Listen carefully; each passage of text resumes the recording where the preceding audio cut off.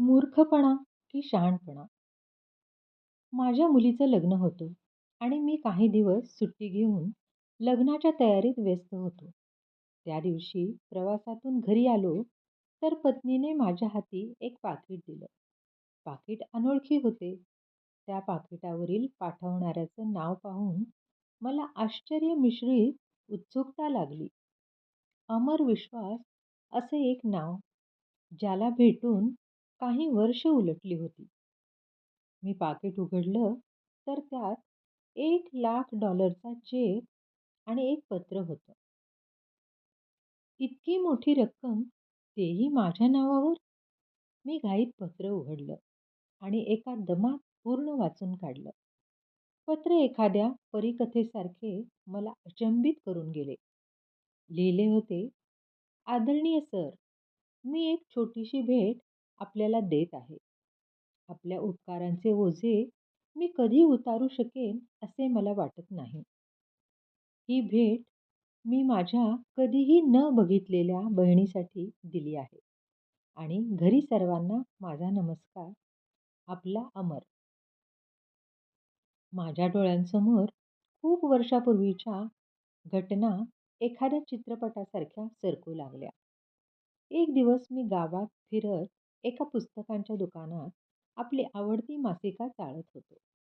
माझं लक्ष बाहेर पुस्तकांच्या एका छोट्या ढिगाऱ्याजवळ उभ्या असलेल्या मुलावर पडली. तो पुस्तकांच्या दुकानात घुसणाऱ्या प्रत्येक व्यक्तीला काही विनंती करत होता व काही प्रतिसाद न मिळाल्यावर परत आपल्या जागी येऊन उभा राहत होता. मी बराच वेळ मुकाट्याने हे दृश्य पाहत राहिलो. पहिल्या नजरेत हे फुटपाथवर दुकान लावणाऱ्या विक्रेत्यासारखे वाटत होते. परंतु त्या मुलाच्या चेहऱ्यावरची निराशा सामान्य वाटत नव्हती. प्रत्येक वेळी तो नव्याने प्रयत्न करायचा. परत तीच निराशा. बराच वेळ त्याला पाहिल्यानंतर मी आपली उत्सुकता थांबवू शकलो नाही आणि त्या मुलाजवळ जाऊन उभा राहिलो. तो मुलगा काही साधी विज्ञानाची पुस्तके विकत होता. मला पाहून त्याच्यात परत आशा संचारली आणि उत्साहाने त्याने मला पुस्तक दाखवायला सुरुवात केली. मी त्या मुलाला लक्षपूर्वक पाहिलं. स्वच्छ चेहऱ्यावर आत्मविश्वास, पण कपडे अगदी साधारण. थंडीचे दिवस होते व तो केवळ एक हलकेसे स्वेटर घातलेला होता. पुस्तकं माझ्या काहीच कामाची नव्हती. तरी मी जसे काही संमोहित होऊन त्याला विचारले, बेटा, ही सारी पुस्तकं केवढ्याची आहेत?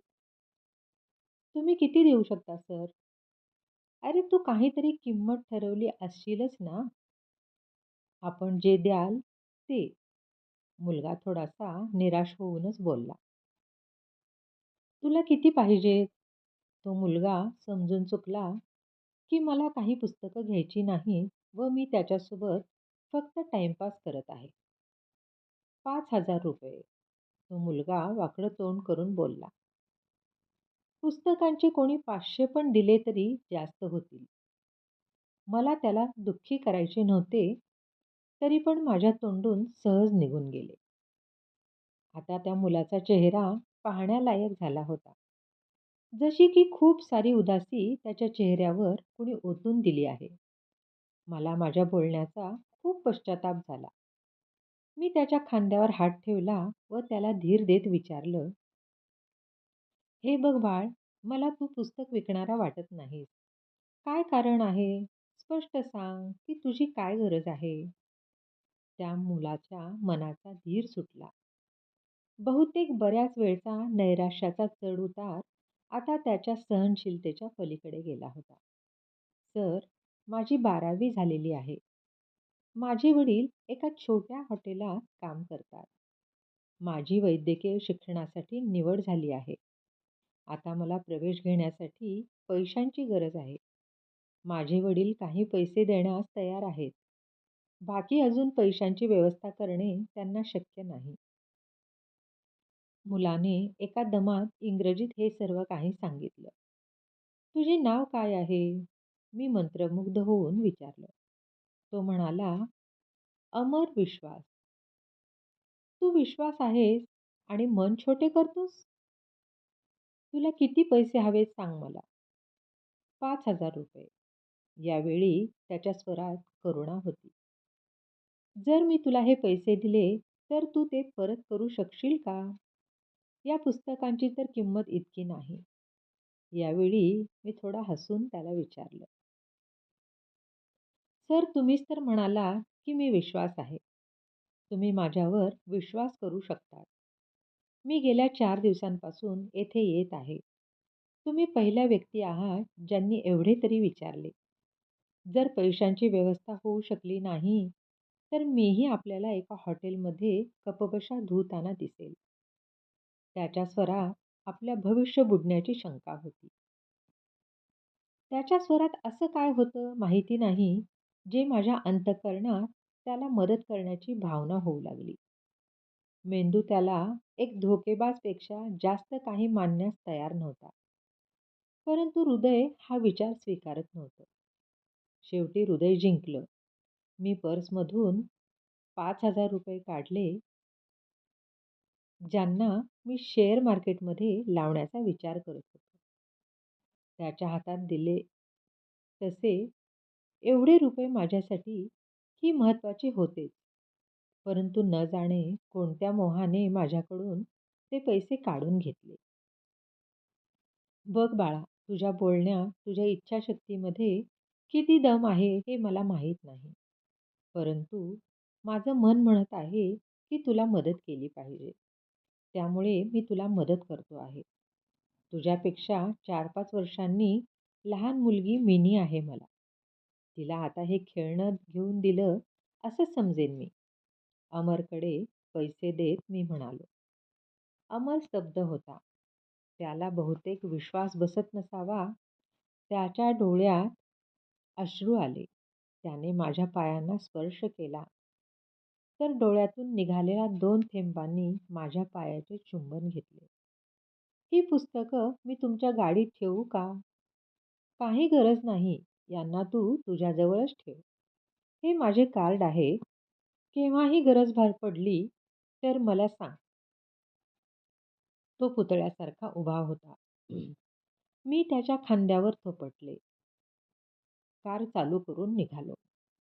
ती घटना माझ्या डोळ्यासमोर फिरत होती आणि मी खेळलेल्या जुगाराविषयी विचार करत होतो, ज्यामध्ये अनिश्चित फारच जास्त होती. कोणी दुसरा ऐकेल तर मला एक भावूक मूर्ख व्यक्तीपेक्षा जास्त समजला नसता. म्हणून मी ही घटना कोणालाही न सांगण्याचा निर्णय घेतला. पुढे दिवस सरकत गेले. अमरने आपल्या मेडिकलमधील प्रवेशाची पत्रे पाठवून दिली होती. मला आपल्या मूर्खपणात माणुसकी दिसली. एक सुप्त शक्ती किंवा माझ्यात बसलेल्या माणसाने मला प्रेरित केलं, की मी 1000-2000 रुपये त्याच्या पत्त्यावर पुन्हा पाठवून देऊ. भावना जिंकल्या आणि मी पुन्हा आपला मूर्खपणा गिरवला. दिवस पुढे सरकत गेले. त्याचं संक्षिप्त पत्र यायचं, ज्यात 4 ओळी लिहिलेल्या असायच्या. 2 माझ्यासाठी, एक आपल्या अभ्यासाविषयी आणि एक मिनीसाठी, जिला तो आपली बहीण म्हणत होता. मी आपली मूर्खता गिरवायचो व विसरून जायचो. मी कधी त्याच्याकडे जाऊन आपल्या पैशांचा विनियोग बरोबर होतोय का हे बघण्याचा प्रयत्नही केला नाही.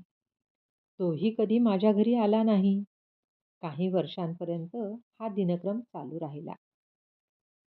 एक दिवस त्याचं पत्र आलं, की तो उच्च शिक्षणासाठी ऑस्ट्रेलियाला जात आहे. शिष्यवृत्तीविषयी सुद्धा लिहिलं होतं व एक ओळ मिनीसाठी, पण तो लिहायला विसरला नव्हता. मला माझ्या मूर्खपणावर दुसऱ्यांदा गर्व झाला. त्या पत्राचा खरेपणा जाणून न घेता दिवस पंखा लागल्यासारखे सरत राहिले. अमरने आपल्या लग्नाचा निमंत्रण पाठवलं. तो बहुतेक ऑस्ट्रेलियामध्ये स्थायिक होण्याच्या विचारात होता. मिनीचंही शिक्षण पूर्ण झालं होतं. एका प्रतिष्ठित परिवारात तिचं लग्न ठरलं. आता मला मिनीचं लग्न मुलाच्या घराण्याला शोभेल असं करायचं होतं. सरकारी नोकरीतला एक मोठा अधिकारी कागदी सिंहच होता. लग्नाच्या तयारीसाठी खूप अशा पैशांची व्यवस्था डोक्यातील विचार आणि आता तो चेक. मी आपल्या दुनियेत वापस आलो. मनात परत अमरची आठवण काढली आणि मिनीच्या लग्नाची पत्रिका अमरलाही पाठवून दिली. लग्नाची गडबड चालली होती. मी आणि माझी पत्नी तयारीत व्यस्त होतो आणि मिनी आपल्या मैत्रिणींमध्ये. एक मोठी गाडी दरवाजात येऊन थांबली. एका प्रतिष्ठित दिसणाऱ्या व्यक्तीसाठी ड्रायव्हरने गाडीचा दरवाजा उघडला. तर त्या व्यक्तीच्या सोबत लहान मुलाला कडेवर घेऊन त्याची पत्नीही गाडीतून उतरली. मी आपल्या दरवाजावर जाऊन उभा राहिलो. तर आधी कुठेतरी बघितल्यासारखा वाटलं. त्याने पुढे येऊन मला व माझ्या पत्नीला पाया पडून नमस्कार केला. "सर, मी अमर." तो मोठ्या श्रद्धेने बोलला. माझी पत्नी आश्चर्यचकित होऊन उभी होती. मी मोठ्या अभिमानाने त्याला आलिंगन दिले. त्याचा मुलगा माझ्या पत्नीच्या कडेवर आरामात बसला होता. मिनी अजून संशयाने पाहत होती. अमर खूप भेटवस्तू सोबत घेऊन आला होता.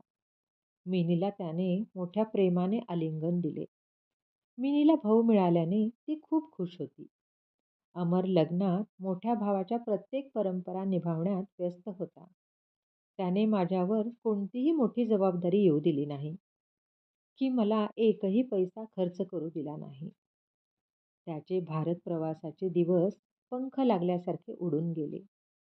यावेळी जेव्हा अमर ऑस्ट्रेलियाला परत निघाला, तेव्हा विमानतळावर त्याला निरोप देताना फक्त माझेच नाही, तर माझी पत्नी, मिनी सर्वांचे डोळे पाणावले होते. विमान उंचच उंच आकाशाला स्पर्श करण्यासाठी निघाले आणि त्यासोबतच माझा विश्वासही आकाशाला स्पर्श करीत होता.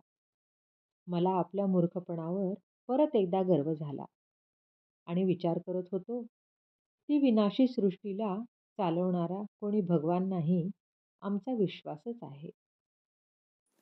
रसिक श्रोते हो, ही कथा तुम्हाला आवडली असेल तर लाईक करा, शेअर करा, सबस्क्राईब करा आणि एक गोड कमेंट द्यायला विसरू नका.